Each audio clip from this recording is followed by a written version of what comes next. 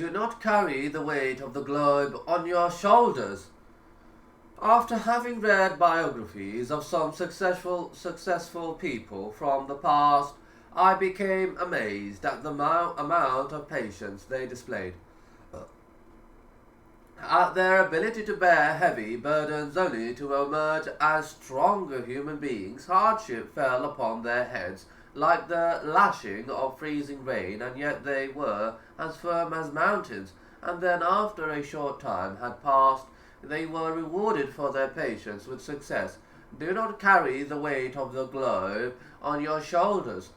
In a certain class of people there rages an internal war, one that doesn't take place on the battlefield but in one's bedroom, one's office, one's own home. It is a war that results in ulcers or an increase in blood pressure.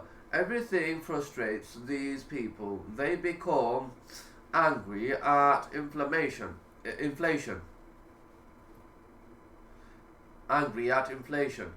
furious because the rains came late, and exasperated when the value of their currency falls. They are forever perturbed and vexed. No matter what the reason, they think that every cry is against them. My advice to you is this: do not carry the weight of the globe on your shoulders. Let the ground carry the burden of those things that happen. Some people have a heart that is like a sponge, absorbing all kinds of fallacies and misconceptions. It is troubled by the most insignificant of matters. It is the kind of heart that is sure to destroy its possessor. Those who are principled and are upon the true path are not shaken by hardship. Instead, hardship helps to strengthen their resolve and faith. But the reverse is true for the weak-hearted. When they face adversity or trouble, it is only their level of fear that increases.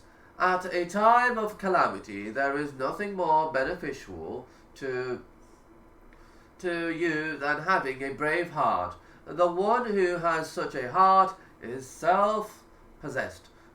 Do not be crushed by what is insignificant. Possessed. But he has firm faith and cool nerves. On the other hand, during the course of any given day, the coward slaughters himself many times with the apprehensions and presentiments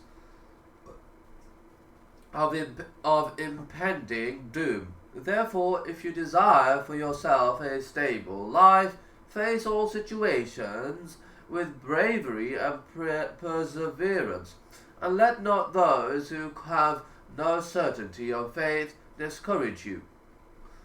Be more resolute than your circumstances and more ferocious than the winds of calamity. May mercy descend upon the weak-hearted, for how often it is that they are shaken by the smallest of tremors, and verily you will find them the greediest of mankind for life. As for those who are resolute, they receive help from their Lord and are confident of his promise. He sent down calmness and tranquility upon them. Do not be crushed by what is insignificant. Many are those that are distressed not by pressing matters of great import, but by minor trifles. Observe the hypocrites and how weak they are in their resolution. The Quran relates to us some of their sayings. Those who stayed away from Tabuk expedition rejoiced in their staying behind the Messenger of Allah. They hated to strive and fight with their properties and their lives in the cause of Allah, and they said, march not forth in the heat. Grant me leave to be exempted from jihad, and put me not into trial. Do not be crushed by what is insignificant. And a band of them asked for permission of the Prophet Muhammad, saying, Truly, our homes lie open to the enemy, and they lay not open, they but wish to flee. We fear lest some misfortune of a disaster may befall us. And when the hypocrites and those in whose hearts is a disease said, Allah and His Messenger promised us nothing but delusions, how wretched are the souls of such people! Their principal concerns are for their stomachs, cars, houses, and castles. They never once raise their eyes to a life of ideals and virtues. The extent of their knowledge is their cars, clothes, shoes, and food. Some people are distressed day and night because of a disagreement with their spouse, son, or relative, or because they have had to forbear criticism, or because of some other trivial event. Such are the calamities of these people. They have no aspiration to higher principles or goals to keep them busy, and they have no noble ambition in their lives to an end for which they can strive day and night. It has been said, when water leaves a container, it is then filled with air.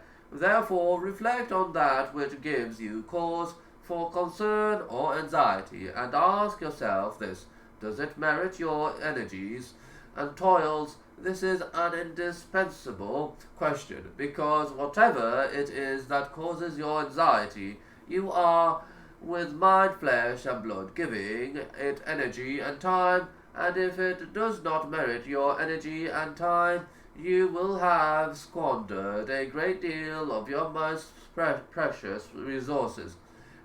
Psychologists say that you should judge everything in proportion to its true value, and then put it in its proper place. More truthful than this is the saying of Allah. Indeed, Allah has set a measure for all things, to give to each situation according to its size, weight, measure, and importance, and stay away from immoderation or from exceeding the proper bounds. Take from the example of the prophets, companions, whose sole concern was to give their pledge of allegiance under the tree and thus obtain the pleasure of Allah. With them was a man whose concern was focused on a missing camel, a preoccupation that caused him to miss the pledge of allegiance, and consequently he was deprived of the rewards that were reaped by the others. Therefore, do not be preoccupied with matters that are insignificant. If you follow this advice, you will find that most of your worries will have left you. Be content with that which Allah has given you, and you will be the richest of people. Wealth, appearance, children, house, and talents. You must be content with your share in these things. So hold that which I have given you, and be of the grateful. Most Islamic scholars and pious Muslims of the early generations of Islam were poor. Needless it is to say then that they did not have beautiful houses or nice cars, yet despite these disadvantages, they led fruitful lives, and they benefited mankind, not by some miracles, but because they used all that they were given, and spent their time in the correct way. Hence, they were blessed in their lives, their time, and their talents. On the contrary, there are many people who have been bestowed with wealth, children, and all forms of blessings. Yet these blessings have been the very reason for their misery and ruin. They deviated from what their inborn instincts were telling them, namely that material things are not everything.